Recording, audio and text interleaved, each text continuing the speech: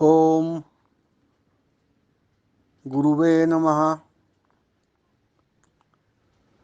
सुगवेच्या सर्व सदस्यांना माझे आशीर्वाद.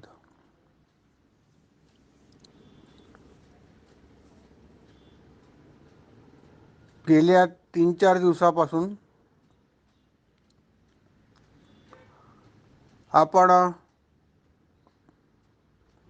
मुकुंदराज कवींच्या सद्गुरूचे दास्य या एका शब्दावरच आणि सविस्तरपणे चर्चा करीत राहिलो.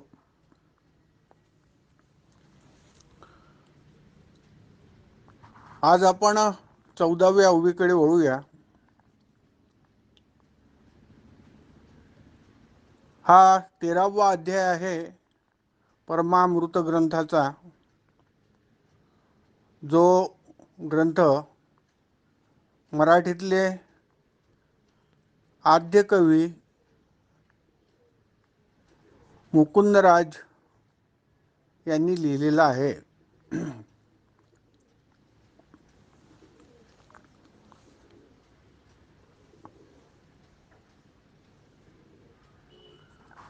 कालच्या आपल्या प्रवचनावरती मृदुला कुलकर्णी यांनी फार चांगला अभिप्राय लिहिला आहे.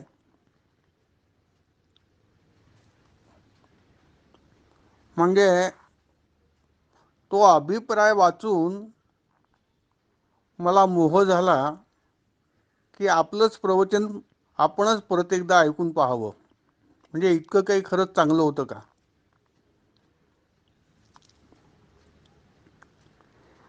जशी एखादी सामान्य दिसणारी युवती असावी आणि तिला सुंदर अलंकार जर घालून दिले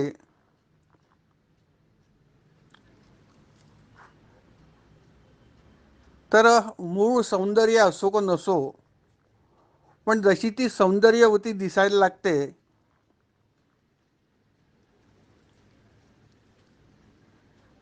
तसं कालच्या माझ्या प्रवचनाचं झालं.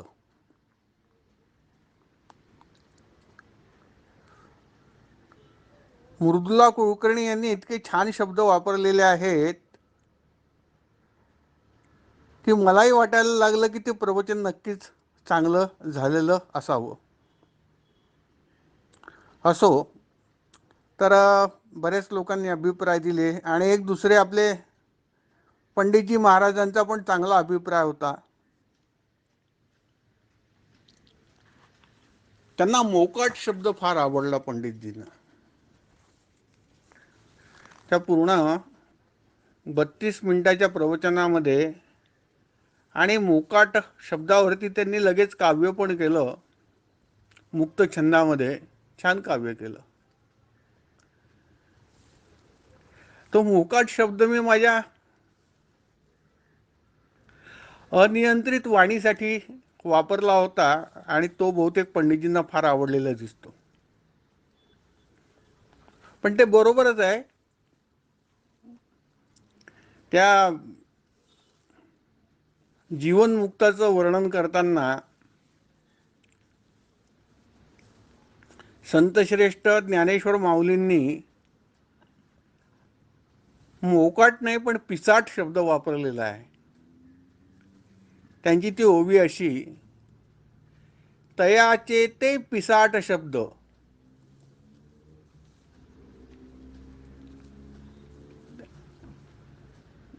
ज्ञानेश्वर माऊलींचे शब्द असे की तयाचे म्हणजे या जीवनमुक्ताचे, ज्ञानी माणसाचे, तयाचे पिसाट शब्द ते सुखे म्हणो येती वेद. त्यांना म्हणायचं आहे ज्ञानेश्वर महाराजांना की अरे ते जे बोलतात, जे संत बोलतात, ज्ञानी संत, अनुभवी संत बोलतात, त्यांचे शब्द पिसाट जरी किंवा मोकाट जरी वाटले तरी तेच वेद आहेत. त्यांना सुखाने तुम्ही वेद म्हणू शकता, सहज तुम्ही वेद म्हणू शकता. वेदा एवढंच तात्पर्य त्यांच्या शब्दामध्ये आहे. फार सुरेख आहे. काय ते सिद्ध वाणी आहे महाराजांची, ज्ञानेश्वर महाराजांची. तयांचे पिसाट शब्द ते सुखे म्हणो येती वेद. ते वाटेल ते बोल, खपती बाबा वाटेल ते बोलायचे, विचित्र आणि विक्षिप्त बोलायचे. तर हा पिसाटपणा आणि मोकाटपणा हे थोडंसं त्या कळलं असावं पंडितजींना, म्हणून त्यांनी त्यावर फार छान कविता लिहिली. पुढे त्यांनी लिहिलाय ज्ञानेश्वर महाराजांनी, सदेह सच्चिदानंद कान व्हावे. त्यांनी म्हटलं आहे की हे जे सच्चिदानंद स्वरूप जे परमात्म्याचं वर्णन केलं आहे, तर हे जे ज्ञानी गुरु आहेत ते सदेह सच्चिदानंद का होऊ नयेत? ते सदेह परमात्मा, सदेह ईश्वर का होऊ नयेत, असा त्यांचा प्रश्न आहे. त्याचं कारण त्यांनी दिलं आहे ज्ञानेश्वर महाराजांनी. त्यांचं जे आहे, प्रत्येक ओवीमध्ये एक मोठं रॅशनल आहे त्यांच्या, एक कारण आहे त्यांच्या प्रत्येक ओवीमध्ये. जर त्यांचे पिसाट शब्द सद्गुरूंचे, त्या ज्ञानी सद्गुरूंचे जर वेदासारखे आहे, त्यांच्या तोंडून जर वेदच बोलतात, ते काही शिवीगाळ करू की काहीही करूत, काहीही बोलूत, ते जर वेद आहेत, तर ज्याच्या तोंडून ते वेदांचे शब्द निघतायत ते सच्चिदानंद नाहीत का? मग त्यांना ज्ञानेश्वर महाराजांना म्हणायचं आहे की ते जे गुरु आहेत तेच सच्चिदानंद आहेत, ते स्वतः परमात्मा आहेत. आणि हाच सुंदर विषय यांनी मांडलेला आहे. परत मला असं वाटतं आता 14व्या ओवीकडे आपण वळूया. मी ती ओवी वाचतो. प्रेमे स्पुंदती नित्य, स्मरण विस्मरणे विण नेमस्त, क्षणाक्षणा उच्चारित नाम गुरुचे. प्रेमे स्पुंदती, स्पुंदती म्हणजे हुंदके देतात. आपल्याला हुंदके देणं माहीत आहे. खूप कोणाला दुःख झालं असलं ना, किंवा लहान मुलांना खूप जोराने काही असा लागलेलं असलं, मार लागलेला असला, तर ते स्पुंदून स्पुंदून रडतात, हुंदके देतात, हुंदके देऊन देऊन रडतात. अहो, मोठी माणसं देखील रडतात, स्त्रिया देखील रडतात. तसं हे प्रेमाचं स्पुंदन आहे, प्रेमाचे हुंदके आहेत.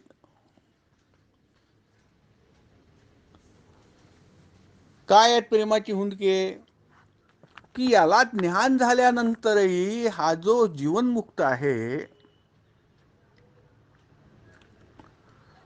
हा त्या आपल्या गुरुचं नाव आठवून अक्षरशः हुंदके देत असतो, रडत असतो. तो फार कृतज्ञ झाला असतो. त्या गुरुने केलेले काय त्याच्यावर उपकार आहे, त्याचं मूल्यमापन त्याला ज्ञान झाल्यानंतर होतं. साधकावस्थेत किंवा भक्त असलेल्या अवस्थेत किंवा शिष्य असलेल्या अवस्थेत आपल्याला कळतच नाही की आपला गुरु आपल्यासाठी काय करतोय, नाही कळत. मात्र त्याला एकदा कळायला लागलं, त्याला गुरुचं गुरु पण कळलं, त्याला ज्ञान कळलं, त्याला परमात्म्याचं साक्षात दर्शन झालं, की त्याच्या डोळ्यातलं पाणी संपत नाही, ती धार कमी होत नाही अश्रूची. तो स्पुंदून स्पुंदून रडतो. सत्य गोष्ट आहे. जे लीला यांनी त्यांच्या अनुभवाचे बोल आहेत मुकुंदराज महाराजांच्या. आणि पुढे ते म्हणतात, स्मरण करून नव्हे व विसरू नये म्हणूनही नव्हे, तर कृतज्ञतेच्या भावनेमध्ये वश होऊन ते स्पुंदून रडतात, ते हुंदके देतात, गुरुचं सतत नाव घेतात. आणि पुढे ओवी अशी आहे, क्षणाक्षणा उच्चारित नाम गुरूंचे. वा वा वा वा. ते जो तुम्हाला जो गुरुपदावरती आसनावरती बसला आहे तो तुम्हाला कधीही काही मंत्रजप आणि कधी आपल्या गुरुचं नाव घेताना दिसणार नाही. आणि काही काही लोक घेतात, काही जण जे आहेत ते घेतातही, आपल्या गुरुचं नाव घेतातही. आता काही परंपरांमध्ये अशी प्रथा आहे की ते आपल्या गुरुचं नावच कधी सांगत नाहीत. आमचे खपती बाबा असेच होते. संत खपती महाराजांनी जे आहे ते आपल्या गुरुचं नाव कधी कोणाला सांगितलंच नाही, नाही सांगितलं. आणि त्याचं आता तुम्हाला हे रहस्य सांगतो, इथे मला नाही वाटत या महाराष्ट्रात कोणाला माहीत आहे हे रहस्य म्हणून, पण मी सांगतो तुम्हाला, अगदी अधिकारवाणीने सांगतो हे रहस्य. आता की जसा संत खपती महाराजांना अनुग्रह खटेश्वर महाराजांचा होता, तसाच जे संत गाडगे बाबा म्हणून प्रसिद्ध आहेत, चिंध्या पांघरणारे महाराज वैराग्यानी, त्यांना देखील अनुग्रह संत खटेश्वर महाराजांचाच होता. हे दोघेही गुरुबंधूच होते, पण मार्ग दोघांचे भिन्न होते. सरकारने ज्यांना डोक्यावर बसून ज्यांचा गवगवा केला, सरकार नाचलं आणि ठिकठिकाणी ज्या निरनिराळ्या सामाजिक संस्था, लोककल्याण संस्था गाडगे महाराजांच्या नावाने चालवत आहेत, ते गाडगे महाराज देखील खटेश्वर महाराजांचे शिष्य होते. असं तुम्हाला कुठेही लिहिलेलं आढळणार नाही. फक्त सोनोपंत दांडेकरांच्या पुस्तकामध्ये जे त्यांनी गाडगे महाराजांविषयी पुस्तक लिहिलेलं आहे, त्यात त्यांनी गाडगे महाराजांच्या चरित्रामध्ये गाडगे महाराज नेहमी कारणी तिथे जोडमोहा म्हणजे जिथे खटेश्वर महाराज राहायचे तिथे नेहमी जायचे, असा उल्लेख आहे. खपती महाराजांचाही उल्लेख त्या पुस्तकामध्ये आहे, तुम्ही ते वाचा. मी ते आणलं होतं पुस्तक, सर्वांना दाखवलं होतं, पण काय लोकांना त्यामध्ये, आमच्या खपती बाबांच्या शिष्यांना त्यावेळेला काही रुची नव्हती ते सगळं पाहण्यामध्ये. मला त्यात आवड का निर्माण झाली की एकदा बाबा कधीच आपल्या गुरुबद्दल बोलले नाही. ते नेहमीच सांगायचे की माझा गुरु हा अविनाशी आहे म्हणायचे. मात्र सतत ओम गुरुवे नमःचा जप त्यांचा सुरू राहायचा. सतत त्यांचे बोट जे आहेत हलत राहायचे सतत, आणि म्हणत राहायचे ते ओम गुरुवे नमः म्हणून. माझे गुरु संत खपती महाराज. दोन तीनदा मात्र असं झालं की त्यांची आता इकडे ही जवळ आली वेळ, समाधीची वेळ जवळ आली. त्याच्या 2-3 वर्ष आधीपासून त्यांनी सुरू केलं, आणि मला 2-3दा ते स्वतः याच्याकडे घेऊन गेले, खटेश्वर महाराजांकडे घेऊन गेले. म्हणजे एक तर प्रसंग पहिला तुम्हाला असं सांगतो की आम्ही यवतमाळला राहत होतो, बाबांच्या सेवेत होतो. मला वाटत त्यांचे पाय सोडाविषयी मला वाटत नव्हते. कारण मी फार स्वार्थी होतो, आणि स्वार्थ माझा असा होता की मला कळून चुकलं होतं की आता महाराज कदाचित फार दिवस आपल्याला उपलब्ध होणार नाहीत. जेवढी सेवा आता करून घ्यायची आहे महाराजांची करून घ्या, त्यांच्याकडनं काय ज्ञान प्राप्त करून घ्यायचं आहे करून घ्या. त्यांच्याकडनं जे अनुभवाचे 2 शब्द ऐकून आपल्याला काही समजून घ्यायच्या गोष्टी आहेत ते समजावून घ्या. परत हे पाय या जगात दिसणार नाहीत. हो, ज्ञान देणारा गुरु नाही दिसत महाराज, काय सांगू तुम्हाला मी. मी अनेक साधू संतांना भेटलोय. अरे, योग्य गुरु मिळावा म्हणून मी तिथे नर्मदेला गेलो आहे, मी हरिद्वारला, नर्मदेला ओंकारेश्वरला गेलो आहे, मग हरिद्वारला गेलो, ठिकठिकाणी फिरलो आहे मी.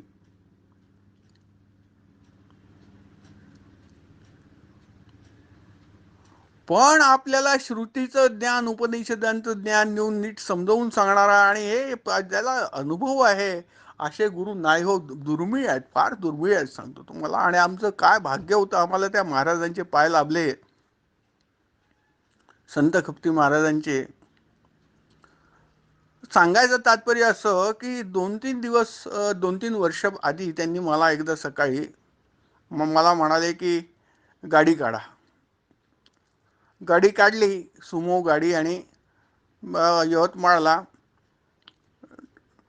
सांगितलं महाराजांना की महाराज गाडी लावलेली आहे. मग सगळेजण महाराजांचं जर सामान वगैरे ठेवायचं असतं गाडीत ते ठेवलं. महाराज गाडीमध्ये बसले आणि मी ड्रायव्हिंग सीटवर बसलो. बरं, कुठे जायचं कधीच सांगायचे नाही महाराज. फक्त इकडे घ्या, तिकडे घ्या, डावीकडे घ्या, उजवीकडे घ्या, ते खुणेनी सांगायचे तेवढंच. परंतु इथून आता निघताना महाराजांबरोबर महाराजांनी कधी सांगितलं नाही की या गावाला जायचं आहे, या ठिकाणी जायचं आहे, इथे जायचं आहे, कधीही नाही. मी एवढ्या वर्ष त्यांच्यासोबत होतो, कधी काही सांगितलं. फार वेगळंच होतं तत्व आमच्या खपती बाबांचं. आणि गाडी निघाली. गाडी निघाल्यानंतर महाराजांनी मी विचारलं कोण आहे गाडीमध्ये बसलेले. बरेच जण होते, 3-4-5 जण आणखी गाडीमध्ये बसले होते. मग महाराज गाडीने जात आहेत तर आपणही जाऊ सोबत म्हणून सर्वच तुम्हाला सांगितलं. मी फार प्रेम करायचे महाराजांवर. महाराजांनी मला सांगितलं सगळ्यांना खाली उतरव. उतरवलं सगळ्यांना खाली. सगळ्यांना म्हटलं नाही नाही महाराज नाही म्हणतायत तुम्ही उतरून द्या म्हणून. उतरले सगळेजण. आणि मी आणि महाराज एकटंच निघालो आम्ही. आणि त्यांनी वाट दाखवत दाखवत महाराजांनी डावीकडनं असं हात करायचे, फक्त खूण करायचे. डावीकडे घे, उजवीकडे घे, सरळ घे, बस झालं. बोलायचे काही नाही. असं करता करता आम्ही यवतमाळच्या बाहेर पडलो आणि त्या वणी रस्त्याला जोड मोडायला लागलो. तिथे आलो. तिथे थांबलो आणि तिथे मला कधी आम्ही पाहिलं नाही खपती महाराजांना जन्मात की कधी महाराजांनी कोणाची पूजा केली, किंवा महाराजांनी आम्हाला कधी तू या देवाची पूजा कर, त्या देवाची पूजा कर, किंवा मला नव्हे कोणालाही कधीही असं नाही सांगितलं की तुम्ही पूजा करा म्हणून. त्या सगळ्या गोष्टी त्यांना काही आवडायच्या नाही. हे सगळे जे बाह्याचरण आहे ते त्यांना काही आवडायचं नाही. पण तिथे मात्र आम्ही गेलो. त्या मंदिराच्या पायथ्याशी लहानशी टेकडी आहे, वरती समाधी आहे, तिथे थांबलो. तिथे थांबल्यानंतर मात्र मी पहिल्यांदा महाराजांना पाहिलं की तू उतर म्हणाले. मी उतरलो. बाबा गाडीतच बसले राहिले, त्यांना चालता येत नव्हतं. आणि मला महाराजांनी सांगितलं की तू हे घे, प्रसाद घे, थोडा फुलं वगैरे घे जरा. मग मी जे काही पूजेचं सामान असतं, फुलं, उदबत्ती, आणि की काय हळदी कुंकू वगैरे, ते सगळं सामान भरपूर घेतलं आणि परत गाडीजवळ येऊन महाराजांजवळ आलो की महाराज काय सांगतायत आता पुढे, याचं काय करायचं. महाराजांनी सांगितलं ओम गुरुवे नमः, वर जा आणि पूजा करून ये. मला लक्षात आलं नाही की महाराजाचं का सांगतायत कधीच न सांगणारे. आणि मी पूजा करून वरती गेलो. खटेश्वर महाराजांच्या समाधीची तिथे लहानसा पुतळा आहे, तिथे पूजा केली आणि आणि नमस्कार करून तिथनं खाली आलो तर तिथे एक सेवक होते जोशी म्हणून. मात्र आता बहुतेक आहेत ते अजूनही असावेत मला वाटतं, कारण ते जोशी नेहमी यायचे आपल्या चांदूरला पण आश्रमात यायचे.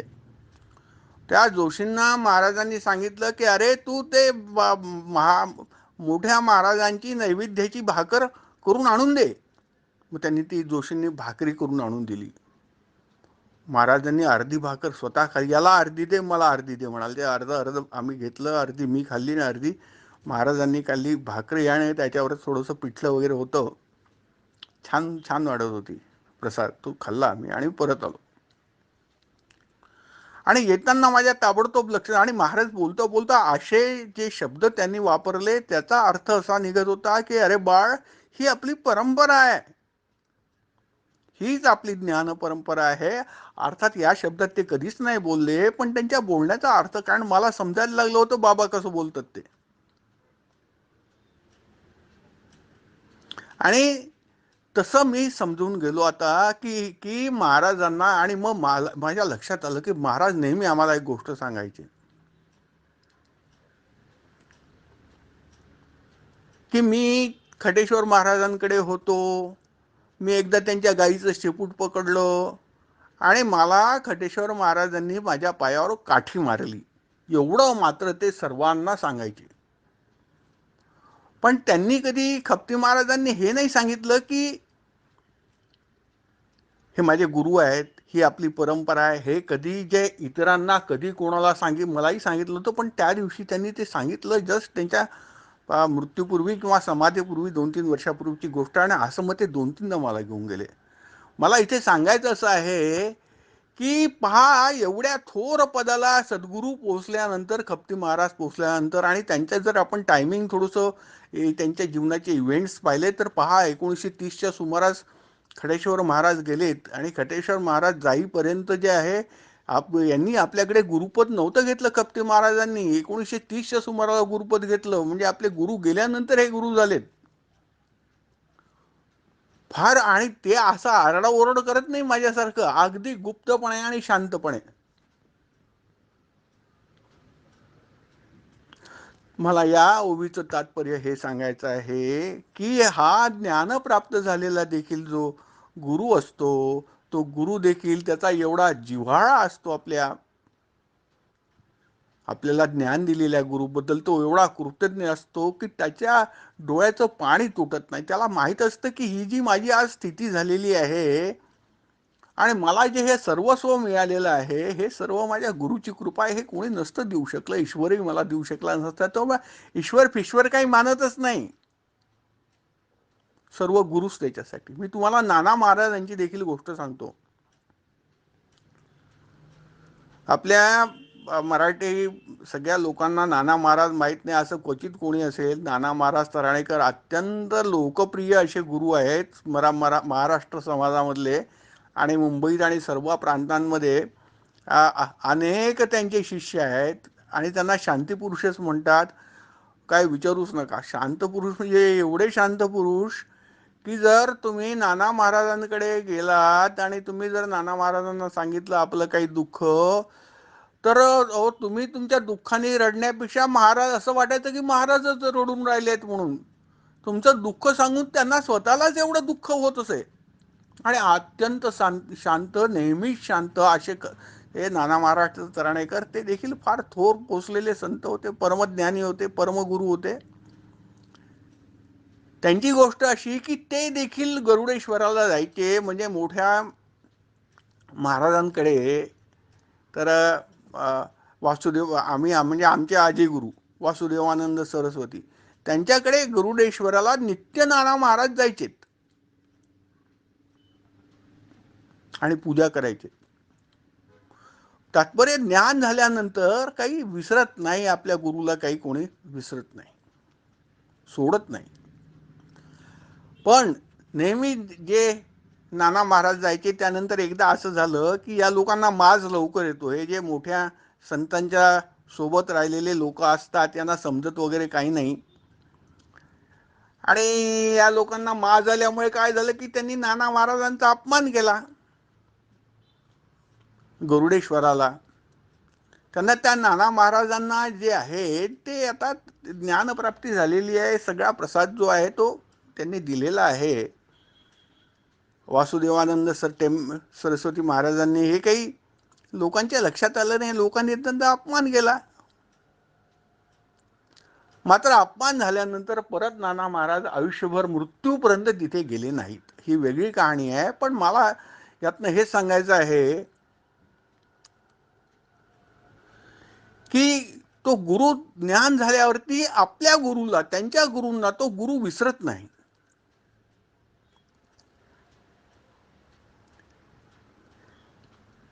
क्षणाक्षणा उच्चारित नामगुरूची, आपल्या गुरुचं जे आहे सतत नामस्मरण तो करत असतो. कारण हा जो गुरु आहे, हे गुरुपद आहे, हा गुरु सत्य संकल्पाचा दाता आहे. त्याचा संकल्प सत्य आहे.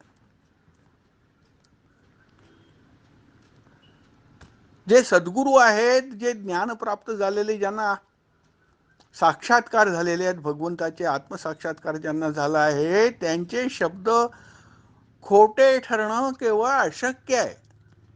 त्यांचा संकल्प सत्य आहे. असा हा सत्य संकल्पाचा दाता गुरु स्वतः त्या पदावरती येऊन, स्वतः ईश्वर तुल्य नव्हे तर स्वतः ईश्वरी सामर्थ्य भोगणारा तो गुरु देखील आपल्या गुरुला विसरत नाही. तो तोंडाने कदाचित ती त्यांची प्रथा असो, आपलं नाव सांगू गुरुचं का न सांगू, पण आपल्या गुरुला कोणी विसरत नाहीत, असं याची जी आहे ही ओवी आहे, असा याचा अर्थ आहे. तर आता आपण, मला वाटतं ही स्पष्टता आपल्याला झालं असेल, आणि आता आपण 15व्या ओवीकडे वळूया. प्रेमे स्पुंदती नित्य स्मरण विस्मरणे विन नेमस्त क्षणाक्षणा उच्चारित नाम गुरुचे वावा, अशी ही 14वी ओवी झाली. आता म्हणतात 15व्या ओवीत, गुरु परमेश्वर ऐक्यता तद्रूप जाणून भजता सन्मान देती संता अति प्रीतीने. आणि हे जे ज्ञानी संत आहेत हे काय करतात की आपल्या गुरुमध्ये आणि परमेश्वरामध्ये ऐक्यता जे आहे ते त्यांना माहिती असते की हे एकच आहे, कारण त्यांना सगळंच काही स्वतःच ईश्वरमय झाले असतात. आता गुरु परमेश्वर ऐक्यता म्हटलेली आहे, समानता नाही.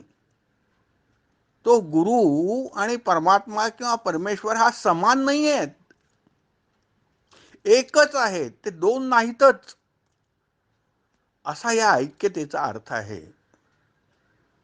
गुरु परमेश्वर ऐक्यता तद्रूप जाणून भजता.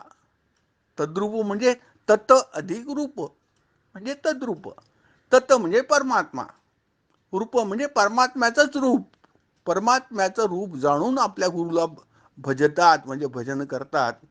सन्मान देती संता अति प्रीतीने. जे काही संत आहेत, कोणते संत असे सामान्य संत नाहीत, पण ते जे काही सिद्ध संत आहेत त्यांना हे गुरु देखील फार सन्मान देतात, अत्यंत प्रेमाने सन्मान देतात, असा या 15व्या ओवीचा अर्थ. 16वी ओवी. आणि विश्वामाजी ईश्वरू एकची व्यापक सद्गुरु म्हणून सर्वाभूती आदरू करीती ते.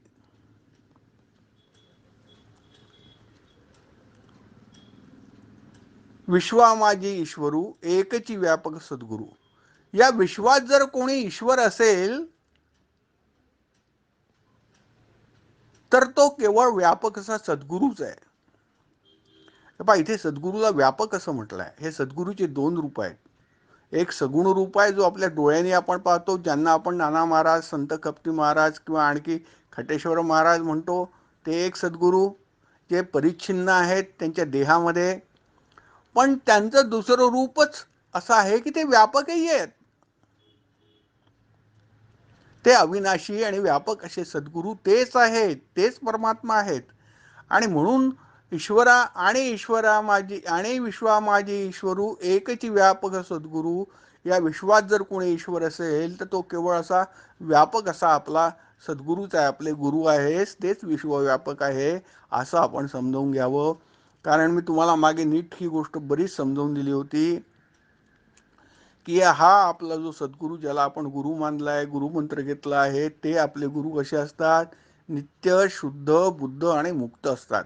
आणि ही चारही विशेषणं जी आहेत ती परमात्म्याची आहेत, ती आपल्या सद्गुरूला पण, सद्गुरूमध्ये पण असतात. आणि आपल्या सद्गुरू हा जे आहे द्वयरूपी असतो, तो सगुणातही असतो आणि निर्गुणातही असतो. तोच आपला सद्गुरू परमात्मा आहे, तोच आपला सद्गुरू गुरु पण आहे. म्हणून सर्वाभूती आदरू करीती ते. सर्व भूत मात्र आदरपूर्वक त्यांच्याशी वर्तन करतात. आता कोण भूत मात्र? सर्व लोक. तर आता काही असतात त्यामध्ये ज्यांच्या मनात काही किलमिश असतं, तो भाग वेगळा. पण आपण अनेकांनी पाहिलं असेल की पशु पक्षी प्राणी देखील सद्गुरूंशी आणि फार प्रेमाने वागतात. आणि अत्यंत असे दृष्टांत घडतात. आमच्या कप्तीबाबांबद्दल अनेकदा आम्ही पाहिलेलं आहे की कोणती एखादी गाय किंवा महाराजांकडे अनेक पशुपक्षी होते, गाय किंवा दुसरा एखादा माकड वगैरे प्राणी किंवा महाराजांनी आणलेले उंट, ह्या असे जणू वागायचे जणू काही त्यांना कळत होतं की हे महाराज आहेत म्हणून. असे ते प्राणी वागायचे त्यांच्याशी. बहुतेक मला वाटतं जे जुने लोक आहेत 2004 पासून 2003 पासून या सुगवे संस्थेमध्ये, त्यांनी एक गोष्ट त्यांनी पण पाहिली असेल की जेव्हा आपली गीतेवरती प्रवचनं व्हायची आपल्या गीता जयंती उत्सवामध्ये चांदूरला सुरुवातीला, तेव्हा प्रवचन सुरू झालं गीतेवरती की तिथे एक कुत्र येऊन बसायचं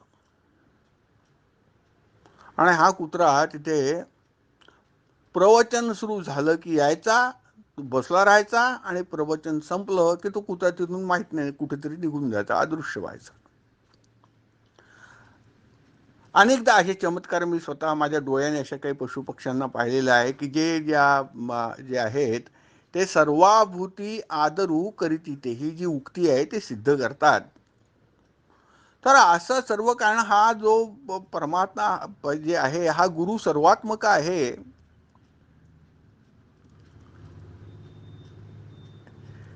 आणि गुरुला माहिती आहे की सर्व हा जो परमात्मा सर्व हृदयात जो व्याप्त आहे तो वास्तविक जो परमात्मा सर्व हृदयात व्याप्त होणारा तो मीच आहे आणि मीच सर्वत्र व्याप्त आहे. आणि ही आत्मानुभूती सर्वात्मकतेचा अनुभव असल्यामुळे त्या सद्गुरूंना त्यांच्या बाबतीमध्ये असे पशुपक्षी प्राणी देखील जे आहे आत्मीयतेने वागतात.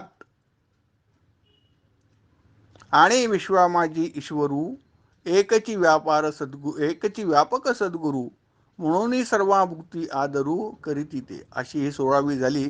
तर इथे आता आपण थांबवूया आणि उद्या 17वी ओवी पाहू. माझे सर्वांना आशीर्वाद.